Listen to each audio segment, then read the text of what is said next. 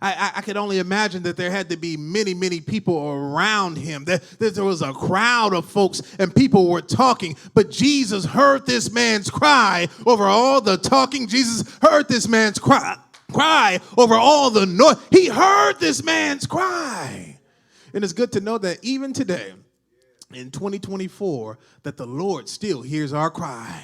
It's good to know that God still hears us. It's good to know that God still will deliver us. It's good to know that no matter what's going on in life, that God still hears our cry. For those of you who've ever, again, had children or nursed children or watched children, you know that it doesn't matter what you're doing.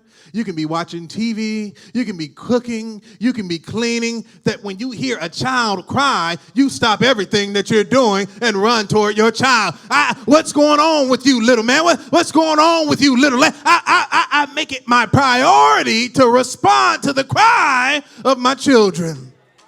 And it's good to know that God makes it a priority to respond to the cry of his children. When nobody else responds to you, when you can't get a hold of anybody else, you can cry out to the Lord, and the Lord will respond to the cry of his children. And this morning, Delaire, I wonder today, is there anybody that has a cry in their spirit? What are you crying out to God for? What do you need God to do for you? Don't you know that even in this Christmas season, that everything you need, you have? Don't be upset about the things that you don't have, but rejoice and thank God for the things that he has given you. You may not drive the car that you want to drive, but thank God for the car that you do drive. You may not have the house that you want, but thank God for the apartment that you have. You may not have the job that you want, but thank God that you got a check coming in on the 15th and the 30th. You ought to rejoice and cry out and say, Father, I thank you on today.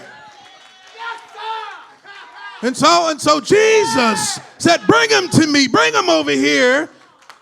And he came near him and asked him, this is the good news about Jesus. This the old song says, call him up, tell him what you want.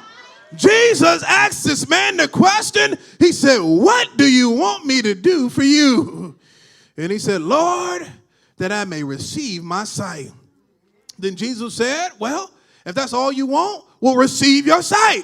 Isn't that good to know that Jesus won't put you through the ringer? You don't have to do a backflip and a cartwheel and turn around 15 times and 20 times and say this and that. All you've got to do is make your requests be made known unto God, and God will hear your prayer, and God will give you the desires of your heart, but you've got to speak the things that you want God to do. The problem with some people is you're speaking the wrong things over your life. God is saying, what do you want? But here you go, wake up in the morning saying, well, I sure am struggling today. Oh, I sure am sick today. Oh, life is hard on me today. No, life is good today. This is the day that the Lord has made, and I will rejoice and be glad in it. I've got all the money I need. I've got all the health I need. My kids are good. My life is good. Everything is all right in my house.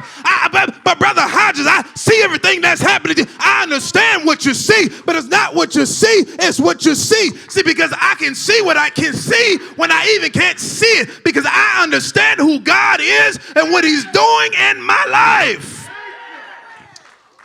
And so I made my request made known unto God, and Jesus said, well, receive your sight. Why? Because your faith has made you well. How strong is your faith, brothers and sisters?